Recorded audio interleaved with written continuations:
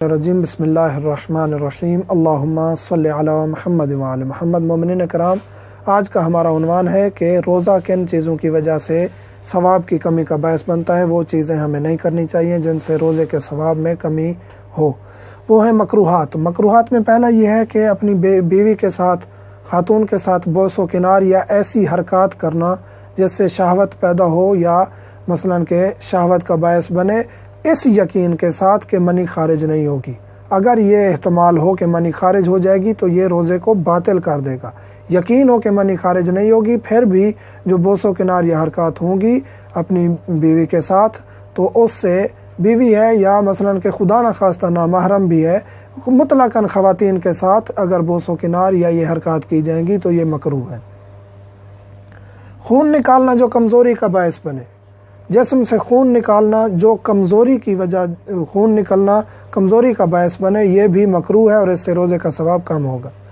شعر و شاعری کرنا، شعر و شاعری، دنیاوی شعر و شاعری، نظم ہے، کوئی بھی شعر ہے جو بھی دنیاوی ہے، دنیا کی طرف لے جاتا ہے، یہ مکروہ ہے، روزے کے ثواب کو کم کر دیتا ہے۔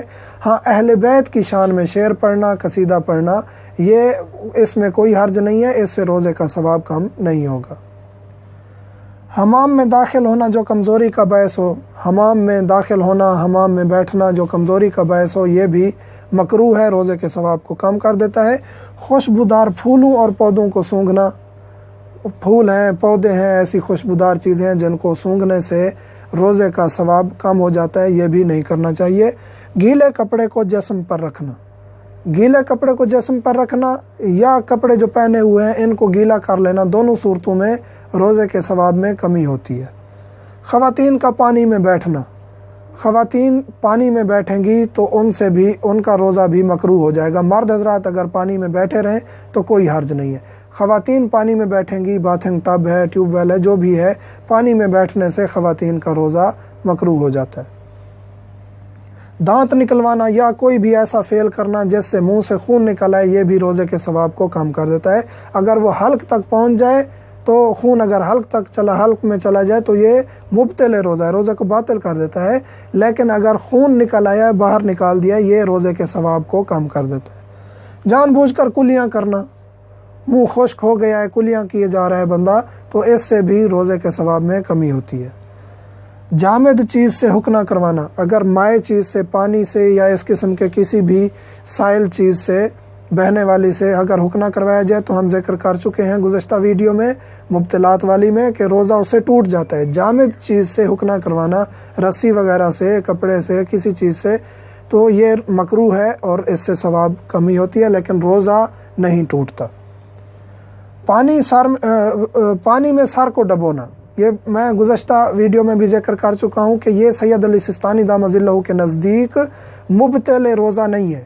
باقی مراجع کے نزدیک سر اگر پانی میں ڈبو دیا جائے مکمل سر تو روزہ ٹوٹ جاتا ہے، لیکن سید علی سستانی دامت ظلہ کے نزدیک یہ مکروہ شدید ہے، روزے کا ثواب ختم ہو جائے گا، تو یہ ہمیں نہیں کرنا چاہیے۔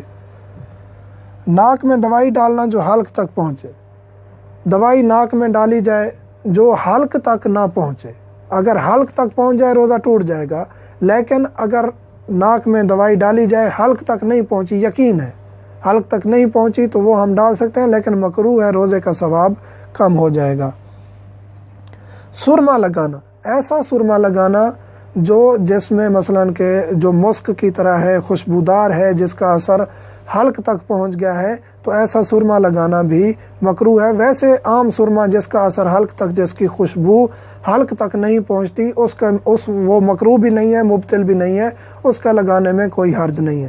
یہ تھی مکروہات، اور بعض علماء نے اس کے علاوہ بھی چند ایک مکروہات ذکر کی ہیں، اور روایت بھی ملتی ہے، حدیث بھی ملتی ہے کہ انسان جب روزہ رکھے تو اس کے اعضاء و جوارح بھی روزہ دار ہونے چاہیے، اس کی زبان، اس کی آنکھ، اس کے کان، اس کے ہاتھ، اس کے پاؤں، اس کے تمام افعال روزے کی حالت میں ہونے چاہیے، یعنی کوئی ایسی حرکت نہیں کرنی چاہیے جس سے ہمارا خدا ناراض ہو، اور یہ وہ چیزیں ہیں جو روزے کی حالت میں نہیں کرنی چاہیے، جن سے روزے کا ثواب کم ہو جاتا ہے۔